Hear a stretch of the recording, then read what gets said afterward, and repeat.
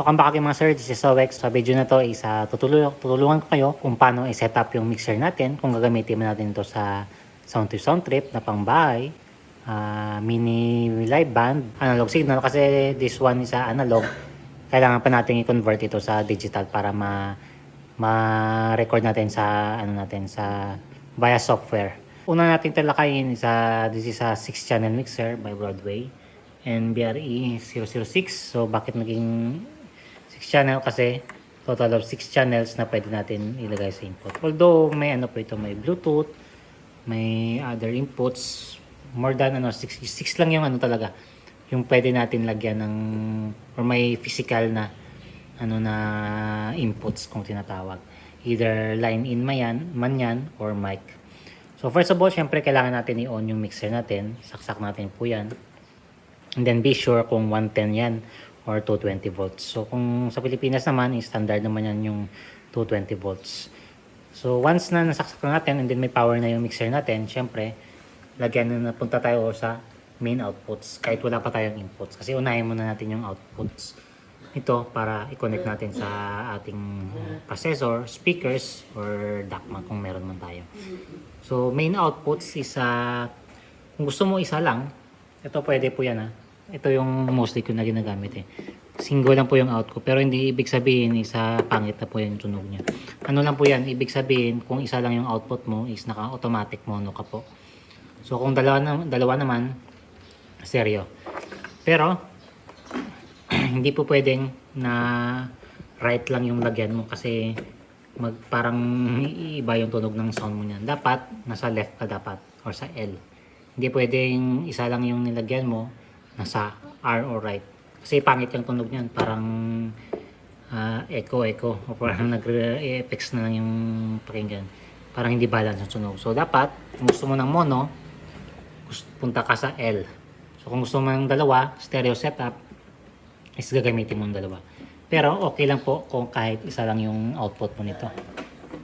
Kasi automatic naka-mono na po yan.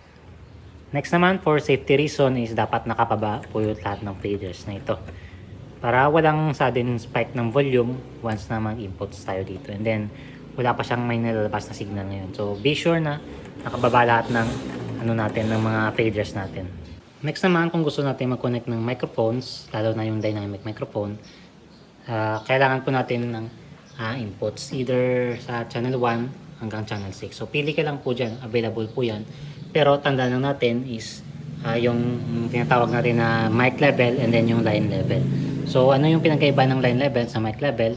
Mic level po is may once na sinasaksak natin dito yung mic sa mic level, which is yung XLR, is may preamp po na mangyayari. So may konting boosting na signal kasi yung tinatawag natin na dynamic microphone is wala po tong built-in na supply ng power. Kaya dito pa siya kukuha ng power sa preamp ng ating mixer. Kaya mas mainam na connect natin siya sa mic line, which is yung XLR, instead of PL, which is yung line in. Yan po natandaan natin yan. So dapat kung XLR rin yung gamitin natin para mas malakas yung signal natin, and then mas maiwasan natin yung tinatawag na grounding, and then may prone pa kung may nag-ground yung microphone natin, then sa feedback. Yan. So again, mic inputs is dapat mic rin yung ilagay natin dyan, hindi sa line. Yan yung tandaan natin. Kasi yung line again, medyo na po yan, mahina yung signal.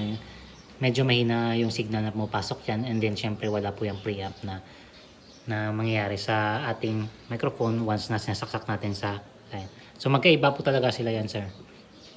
Iba talaga yung mic in sa line in. So once na nasaksak na natin yung mic natin, syempre on natin yan. First of all, kung may solo yung buttons ng mic channel natin dito, so click natin yung solo. Yung mangyari dyan is yung levels dito is may indicator po dito. Parang check muna natin yung levels yan. So syempre sarado muna natin yung gain. Ito yung gain.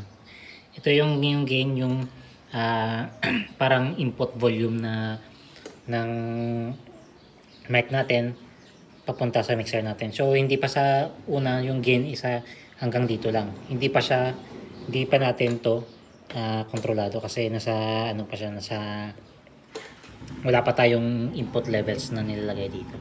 So mag-check tayo ng input levels is ito lang yung gagawin natin. Open natin dahan-dahan yung yung for example, lagay natin sa kalahati muna. Check natin yung indicator kasi naka-solo po tayo. Or pwede po rin tawagin sa PFL or pre-fade releasing. Check, 1, 2, check. So may levels tayo kaso lang isa minus 20 dB lang. Medyo medyo mahina pa. So lakasan natin dito.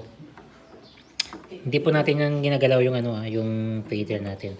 Dito tayo sa gain. So ito parang low gain kasi ito Yun. So check natin, ganyan yung gain natin. Check 1 2 check. Check 1 2 check. So 7 masyado pang mababa. So dagdagan pa natin. Siguro try natin ipunuin. Yan. Ayan. So hindi po lahat ng settings ganito Nakadepende po yan sa mixer natin and then syempre sa microphone. Check 1 2. Ayan. 1 2 1 2. So masyado naman yung malakas kasi nasa plus 4 dapat is nasa 0 lang or sa unity gain. So check 1 2. Bawasan natin. Ayan. Check 1 2 1 2 1 2 1 2. So kulang ng konti. Dagdagan natin. Check 1 2. Hey 1 2 1 2. Ayan na. So okay na yan. Hanggang 0 na po yan. So kahit hindi natin nilagyan ng levels yung natin, yung mic, may rin tayo, may volume pa rin tayo.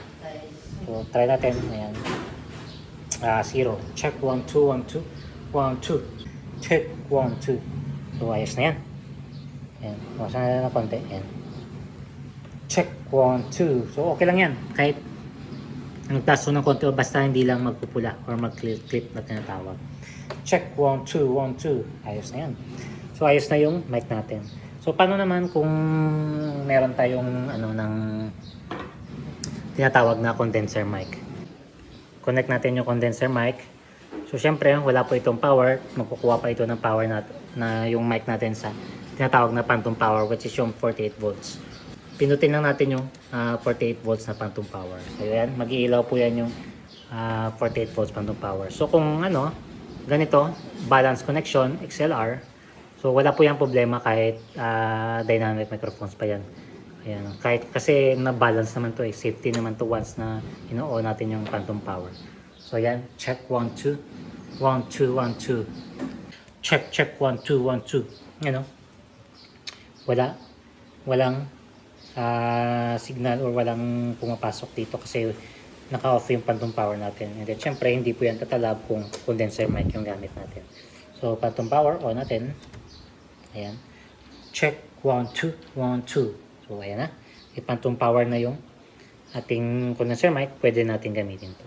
Kung gusto nating timplahin yung microphones natin sa naiinan natin na or gusto natin na tunog, may tone control po yan tayo na tinatawag. So once na na-connect natin yung mic natin and then set na natin yung proper gain ng mic natin, pwede na natin yan galawin yung tinatawag natin na tone control. So ito, meron siyang tatlong knobs para sa kanyang tone control, which is yung high, which is 12 kHz, mid, 2.5 kHz, and then yung low niya is as low as 80 Hz lang. Ito yung high, ito yung mga taga sa gitsit or yung frequencies above or hanggang lang ata to ng 12K pababa. So 12K pababa is pupunta yan sa high and then hanggang mid. So yung mid naman is below 2.5 kHz. Yan. So yan yung makokontrol ng mids and then yung lows naman is below 80 Hz. So masyadong mababa yung yung low niya. So medyo sub-frequency, base frequencies na yung makakat nito.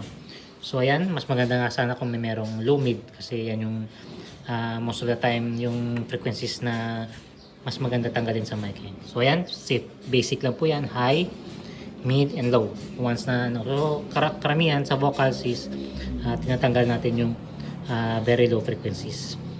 So kung masyado namang bitin yung sa gitset, siyempre sa high. So dahan-dahan lang dito tayo mag adjust kasi ito yung prone sa feedback ng frequencies.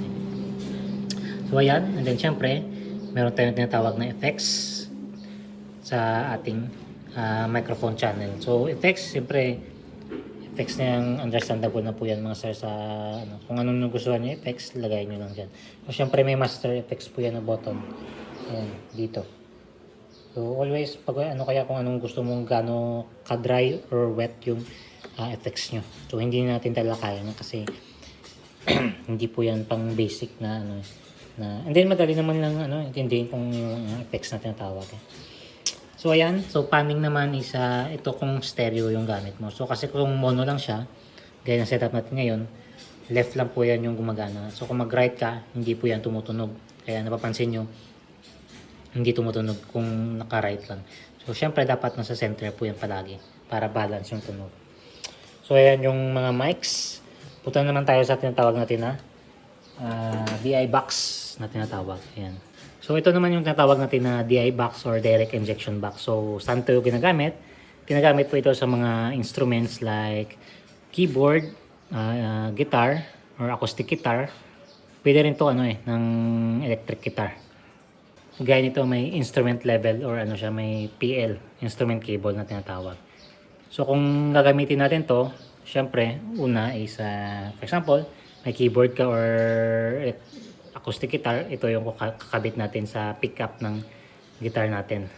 So syempre yung dulo niyan, ito, kukonect natin yan sa dito, sa ating input ng direct injection box. So ayan, connect lang natin yan. So yung natawag natin na bypass. So ginagamit to for example kung gusto natin i-connect yung guitar natin sa may guitar amp.